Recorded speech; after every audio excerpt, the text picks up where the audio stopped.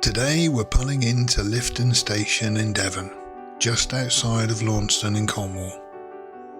I'll be honest, I used to think that the Plymouth to Launceston branch was half in Devon and half in Cornwall. Turns out Launceston is the only Cornish stop. The rest, including our little friend at Lifton, stayed firmly on the Devon side. Classic British geography playing tricks again.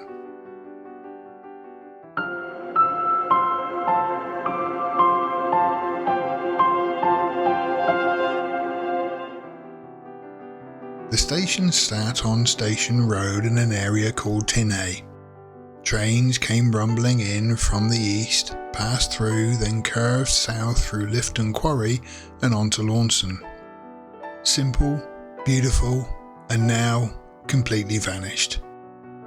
But let's travel back in time for the memories before we get too misty-eyed. Look at this beautiful shot from around 1910. There's Lifton Station in all its glory, with the Ambrosia Limited Dried Milk Works sign proudly displayed. Back then the factory was still in its modest "we just do milk" phase. No one knew it would one day become the kingdom of rice pudding. The station looks so proud, like it knows it was about to serve generations of passengers who probably complained about the weather and the price of a ticket. Fast forward a few years to the 1920s and we get this cracking panoramic shot taken from the old bridge, which of course no longer exists, because why keep nice things? You can see Station Road on the left, the Ambrosia factory still minding its own business, and an up freight train happily puffing away. If you listen closely, you can almost hear the guard shouting, "All aboard!" while someone's wife reminds him not to forget the milk. Now on to the 1960s.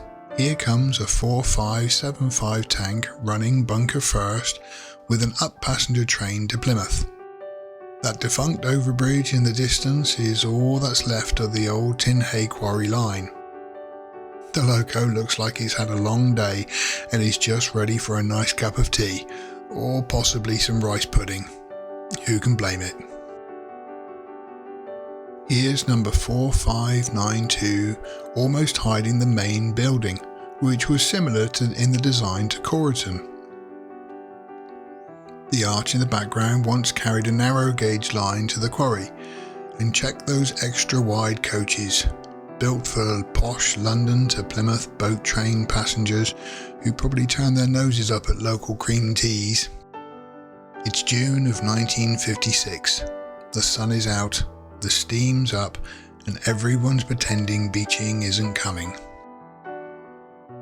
Inside the signal box there were 17 levers, though the single line staff instruments lived in the booking office like they were too important for the box. You can just about spot the 6-ton goods crane and those lovely milk tanks waiting patiently. It's June 1956 again, a golden moment before the writing appeared on the wall. By 1964, the signal box had been downgraded to a humble ground frame. Most signals disappeared, but on the 5th of September 1965, we get this rare passenger train hauled by number 41283, a last hurrah for the locals. The line hung on a little longer for milk traffic, thank you Ambrosia, but everything finally went quiet on the 28th of February 1966. The end of an era and the start of many "I remember when" conversations at the local pub. Fast forward to Google Maps and good luck finding the station now. The old station site has now been swallowed up by a much larger Ambrosia factory.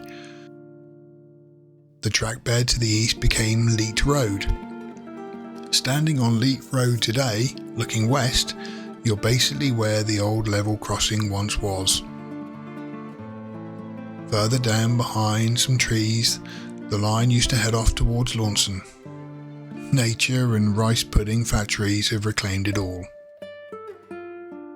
And that's when these then and now shots really hit you in the feels.